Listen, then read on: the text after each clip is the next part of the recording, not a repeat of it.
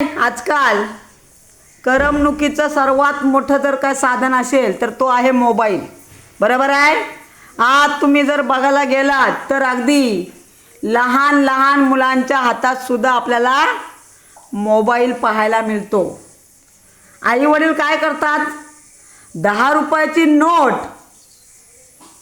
मुलांच्या हातात देत नाहीत. तर का, तर मुलगा काय करेल, ती नोट काय करेल, नाही नोट काय खात नाही, काय करील, फाडेल. बरोबर आहे.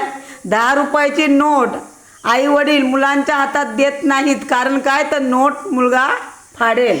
पण 10,000 20,000 50,000चा मोबाईल आई वडील अगदी सहजपणे लहान मुलांच्या हातात देतात. कारण काय, तर एकदा का मोबाईल हातात दिला की त्या मुलाकडं लक्ष नाही दिलं तरी चालतं. का, तर तो जो लहान मुलगा आहे तो त्या मोबाईलमध्ये एवढा गुंग होतोय की त्याला इतर कोणाचीच गरज भासत नाही. तर असा हा मोबाईल, काही गोष्टीमध्ये त्या मोबाईल वापराचे फायदे आहेत, पण जास्तीत जास्त तोटे आहेत. उदाहरणार्थ लहान मुलांनी तर अजिबात मोबाईलचा वापर करायचा नाही आहे. आता तोटे आहेत, मग कोणते तोटे आहेत, तर बघा, तुम्ही जर मोबाईल वापरलात तर सर्वात पहिल्यांदा तुमच्या डोळ्यांवर ताण येईल. काय येईल, डोळ्यांवर ताण पडेल. ती जी मोबाईलची जी लाईट असते त्याचा जर प्रकाश आपल्या डोळ्यांवर पडला तर त्या प्रकाशाचा त्रास लहान मुलांना होतो आणि म्हणून लहान मुलांनी मोबाईलचा वापर करू नये. आता दुसरं आहे, तुम्ही जर मोबाईल वापरला तर तुमचं डोकं काय बोलतंय रे, बरोबर आहे की नाही, डोकं दुखतंय. त्याच्यानंतर अति मोबाईलच्या वापरामुळे तुम्हाला झोप जास्त मिळत नाही आणि त्याच्यामुळे सुद्धा तुम्हाला त्रास होऊ शकतो.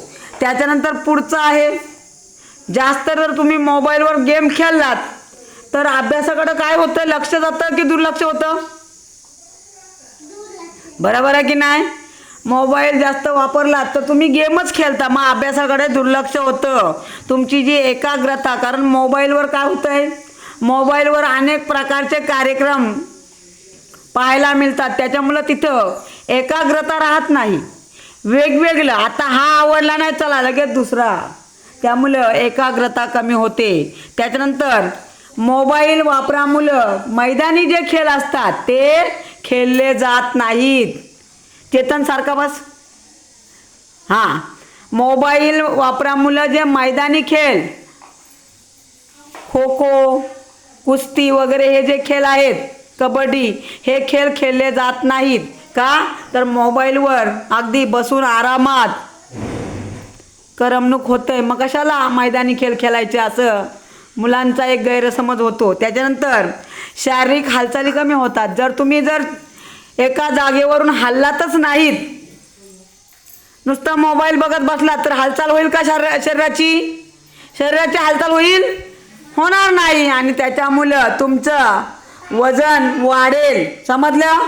त्याच्यानंतर पुढचं बघा, मान पाठ वगैरे तुमची दुखेल. का, तर सतत तुम्ही असं बसून राहिलात तर तुमची पाठ वगैरे दुखेल. तुमचा कुटुंबाशी संवाद होणार नाही. तुमच्या घरातली माणसं, तुमच्या हातात जर मोबाईल दिला ना, तुम्ही कोणाशी बोलणारच नाही, नुसता मोबाईलच बघत राहाल. त्यामुळे काय होईल, तुमचा कुटुंबाशी संवाद कमी होईल. त्याच्यानंतर